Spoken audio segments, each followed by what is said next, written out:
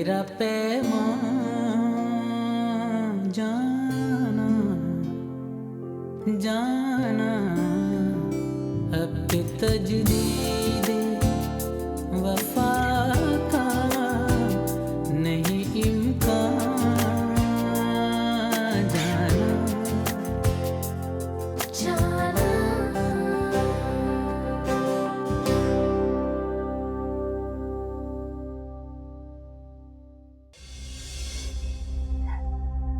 बेटी के लिए आप बहन को भुला देंगे? बात भूलने की नहीं है। जिस तरह तुम्हें हसन की खुशियां सबसे ज्यादा अजीज है ना, इसी तरह मुझे भी माहीन की खुशियां सबसे ज्यादा अजीज है। वो सिर्फ मेरा है, उसे मुझसे कोई नहीं छीन सकता, कोई भी नहीं। और मैं ये बर्दाश्त नहीं कर सकती कि मेरे और इसके दरमियान कोई आए। जाना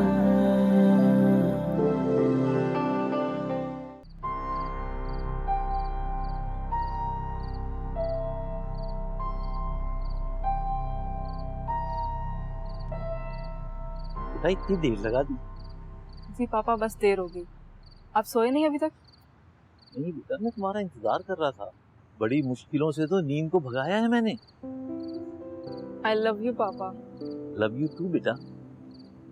बेटा एक बात बताओ, हसन ने तुमसे शादी के मुतालिक कोई बात की? नहीं पापा, आई थिंक अभी तक जीजान ने उससे इस बारे में कोई बात नहीं। बेटा मैं गया था तुम्हारे जीजान के घर, मैंने साफ कह दिया अगर इस बार मेरी बेटी का दिल दुखा तो। पापा आपको उनसे इस तरह बात नहीं करनी चाहिए, वो परेशान हो गई हूँ। तो बेटा और क्या कहता? मैं तुम्हारी आंखों में आंसू नहीं देख सकता। पापा इस बार ऐसा नहीं होगा। इससे अच्छी बात और क्या होगी बेटा? चलो बेटा अब तुम सो जाओ। पापा अभी मुझे कुछ टाइम चाहिए। मगर क्यों बेटा? मैं अभी इस रिश्ते के लिए रेडी नहीं हूँ। बेटा तुम तो। पापा मैं नहीं चाहती कि जल्दबाजी में कोई फैसला हो, इसलिए प्लीज आप जी जान से कोई बात मत कीजिए।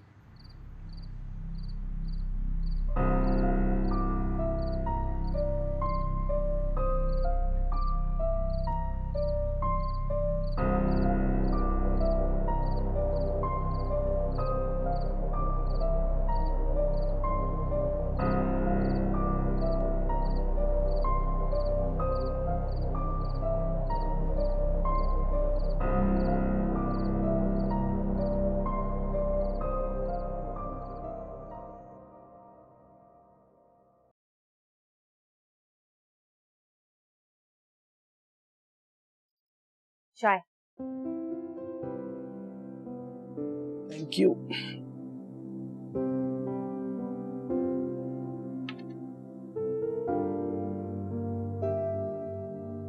आप बहुत अच्छे हैं रेहान। मुझे लगता है कि वहां से वापस आकर तुम्हारे दिमाग पर काफी इफेक्ट है, क्योंकि तुम्हें मैं अच्छा लगने लगा हूँ। प्लीज, मेरा मूड बहुत अच्छा है, इसे खराब मत करो।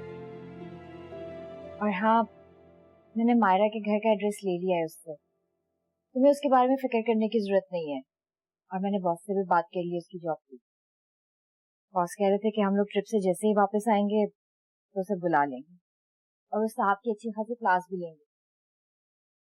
वैसे तुम्हारा बॉस इतना मेहरबान क्यों हो रहा है तुमको? तो कहना क्या चाहते हो? हमारे दरमियान? तुम्हारे दरमियान मतलब बात इस हद तक पहुंच चुकी है? तुम कहना क्या चाहते हो? मैं क्या कहना चाहता हूँ ये तुम अच्छी तरह से जानो। मुझ पर शक कर रहे हो? नहीं, मैंने तो एक सिंपल सा सवाल किया था। तुम्हारे लिए मामूली सी बातें रेहान, किसी के भी किरदार पर कीचड़ उछालना। आराम से बात करो, फिलहाल सो रहा। वो काबिल ही नहीं तुम्हारे साथ बैठा जाए या बात की जाए। कौन किस काबिल है इसका फैसला करने वाली तुम कौन हो? रही बात तुम्हारे बॉस की, वो मुझे अब बिलाल को छोड़कर जाने का बदला है। हिसाब करा। वेलकम हो मेरा।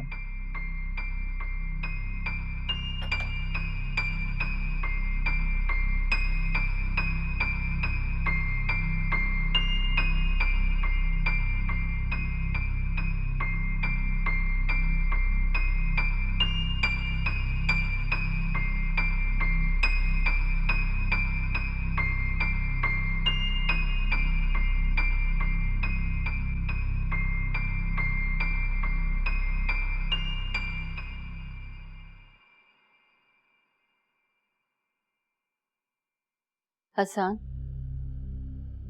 कल दिलावर भाई आए थे। मैं बहुत परेशान हूं। उन्होंने आज तक मुझसे कभी ऐसे बात नहीं की थी। क्या कहा उन्होंने? वही जो एक बेटी का बाप कर सकता। कल वो मुझे सिर्फ माहिन के बाप लगे। हम आप जानती हैं तो वो माहिन को लेकर कितने सेंसिटिव, और आपको माहिन से ये सब बातें नहीं करनी। तो फिर किससे करती? तुम तो मुझसे कोई बात करते ही नहीं हो। मैंने आपको क्लियरली मना कर दिया कि आप माहिन से इस किस्म की कोई बात नहीं करनी।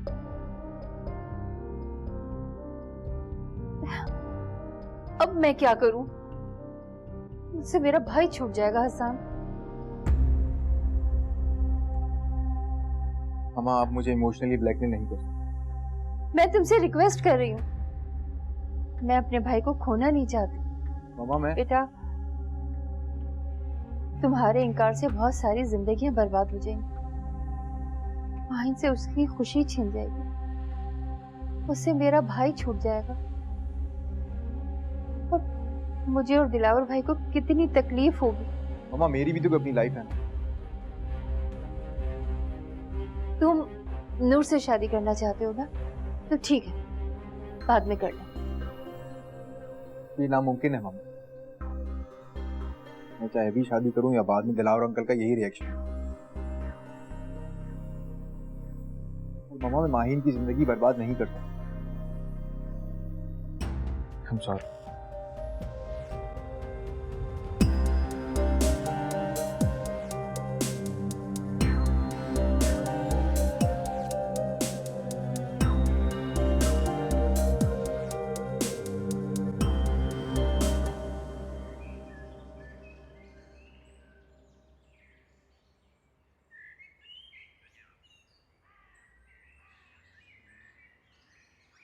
रहनू बाबा, आप कब आए?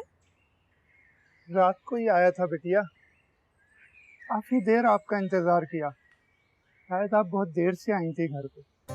बस आपको तो पता है, हसान के साथ टाइम गुजारने का पता ही नहीं चलता। अल्लाह तुम दोनों को हमेशा इसी तरह खुश रखे बिटिया।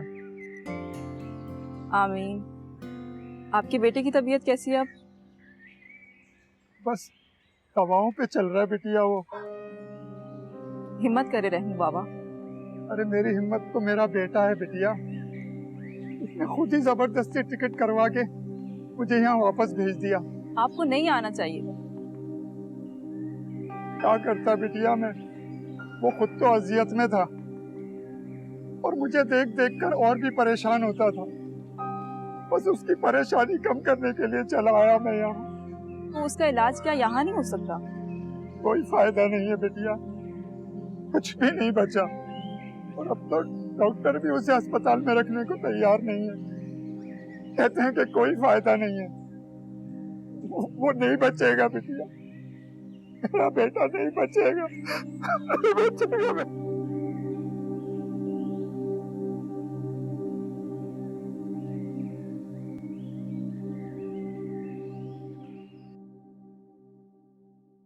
इस फाइल को गौर से रिव्यू कीजिए। आज से ये अकाउंट आप देखिए।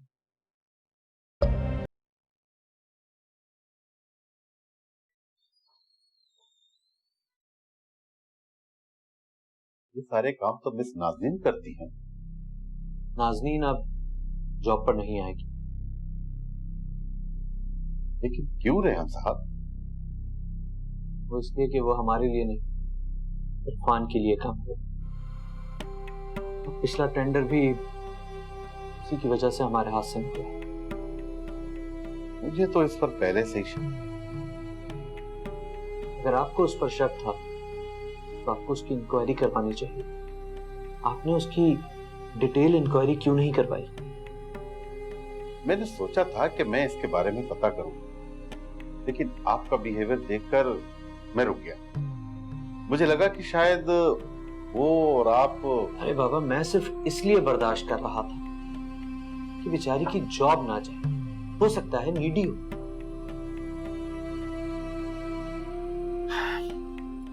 लेकिन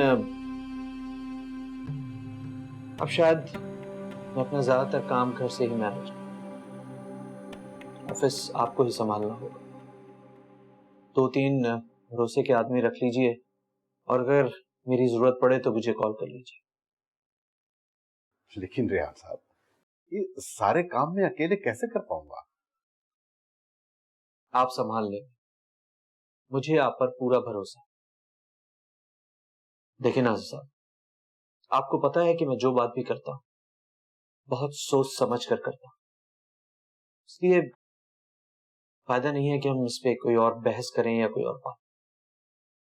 आप जाइए और वो कीजिए जो मैंने आपसे कहा।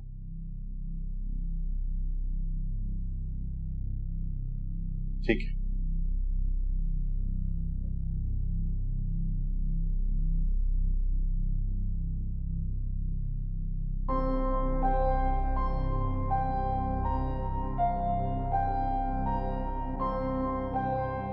तुम्हें परेशान होने की जरूरत नहीं है, मैं सब संभाल लूंगी। मामा बहुत अपसेट, अंकल ने उनसे बहुत हार्शली बात। पापा तो हैं ही जज्बाती, मैं खुद जी जान से बात करूंगी। तुमने मना क्यों? नहीं, अभी उनसे सिर्फ टाइम मांगा है। अगर एकदम से मना कर दूंगी तो उन्हें हम पे शक हो जाएगा कि गई तो मैं तुम्हारे साथ ही, तो यकीनन तुम्ही ने कुछ कहा होगा। फिर अब ये कि तुमने नूर को फोन करके पूछा। मामा ने सुबह सुबह ऐसी टेंशन दे दी, उससे तो रहा ही नहीं।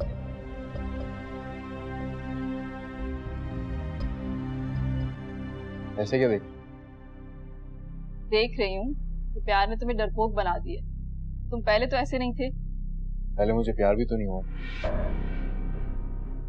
माही, मैं डरपोक नहीं हूँ। सारे रिश्तों को साथ लेकर समझो। नूर के लिए स्टैंड लेना मेरे लिए कोई बड़ी बात नहीं। मैं अंकल के सामने भी खड़ा हूँ, लेकिन मैं नहीं चाहता कि मेरी वजह से अंकल और मामा के बीच में कोई इशू क्रिएट हो। मैं मजाक कर रही थी हसन, तुम तो बिल्कुल ही सीरियस हो गए। अच्छा तुम बैठो, मैं जूस लेके आती।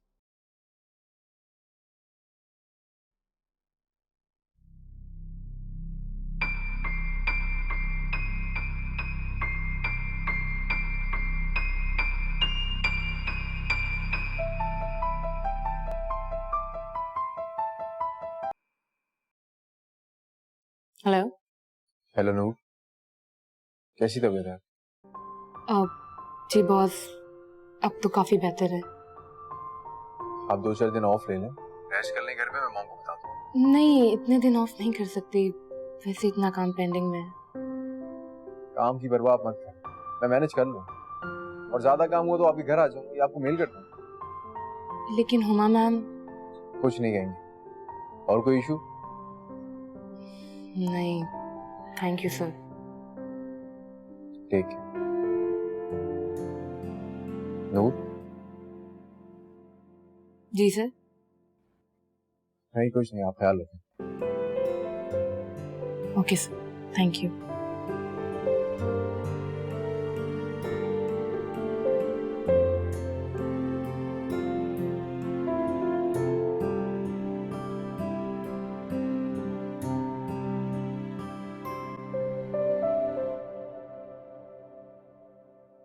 रेहान, मायरा के घर पे कोई फंक्शन नहीं है जो इतना तैयार हो रहे हो। प्लीज जल्दी आ जाओ यार, लेट हो रहे हैं।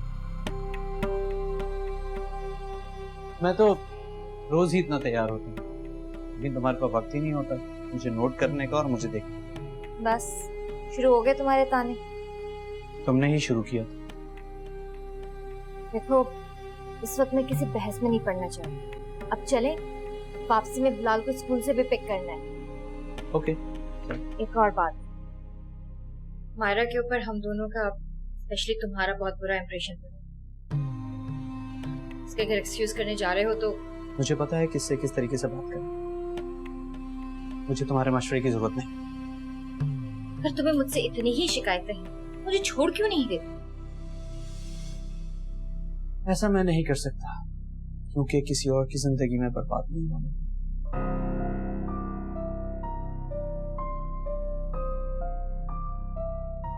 मैं कोर्ट भी जा सकती हूँ। तुम्हारे कोर्ट जाने से पहले मैं अपने बेटे को तुमसे बहुत दूर चला जाऊं, तुम्हारी सोच, तुम्हारी पहुंच से भी बहुत दूर।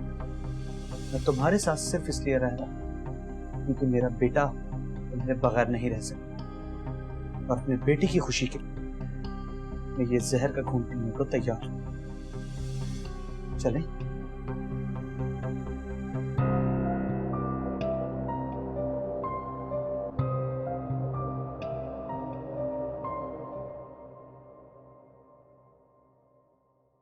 बेटा, इससे पहले तो मामू से मिलने का दिल कभी नहीं चाहा, तो ये अचानक आज कैसे?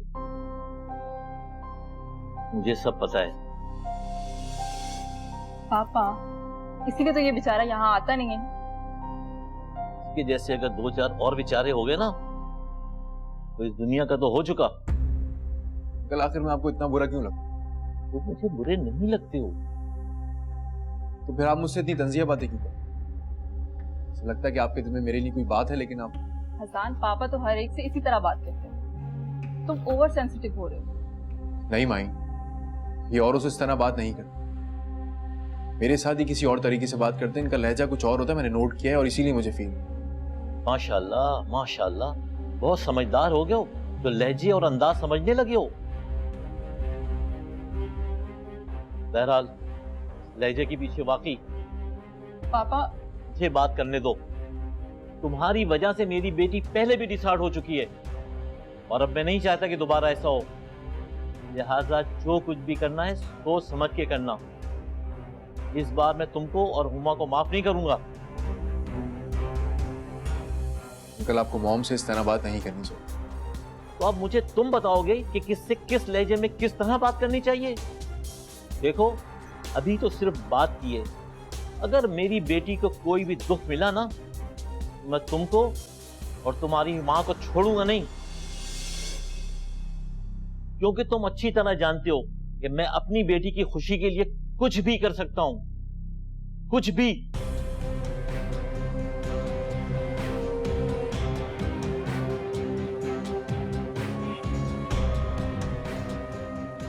हसन, जूस तो।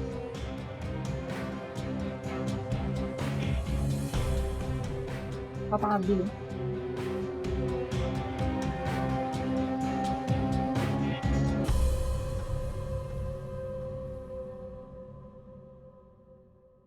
इरम आ रही है तो इसमें परेशानी की क्या बात है?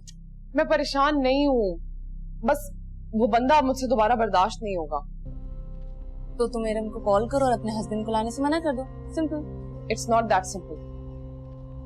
सॉरी बोलने आ रहा है। गलती से उसे एहसास हो गया कि उसने बदतमीजी की, इसलिए उसकी बीवी उसको लेकर आ रही है। मायरा, मुझे तुम्हारा मसला नहीं समझ में। अगर वो यहाँ आकर सॉरी कहना चाहते हैं तो इसमें हर्ज ही क्या है? वो सॉरी करे तो उसकी सॉरी एक्सेप्ट कर लेना, ज्यादा बात मत करना उससे। यार तुम मुझे जानती हो ना, जब मैं किसी से चिढ़ जाती हूँ एक बार तो फिर। देखो मायरा, तुम्हारा उससे आगे कोई लिंक तो है नहीं, और वैसे भी तुम उसे यहाँ आने से रोक नहीं सकती हो, ना उससे मिलने से रोक सकती, तो क्यों अपना खून जला रहे? अच्छा ठीक है भाई, चलो किचन में मेरे साथ। अब मैं इस हालत में किचन में थोड़ी ना जा सकती, तुम्हें खुद ही करना पड़ेगा। मेरा हाथ बटाओ किचन में जाके, और इतनी नहीं कि तुम्हारे हाथ पे लगी, इतना नहीं जला। चलो। कैसी दोस्त हो ना तुम मेरी। अब बिल्कुल नहीं, जालिम हूँ, बहुत बुरी हूँ। चलो उठो।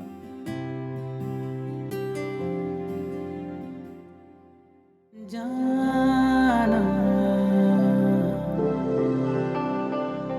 बात अगर सिर्फ मेरी होती तो उसे भुलाकर कब की नई जिंदगी गुजार लेता, लेकिन जिस तरह से सहनी टॉर्चर तुमने बिलाल को किया है वो मैं कभी नहीं भूलूंगा, और ना ही तुम्हें भूलने दूंगा।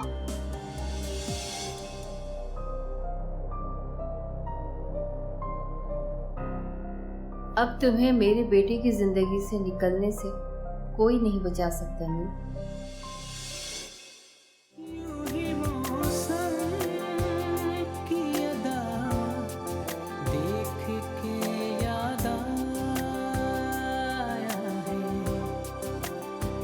किस कदर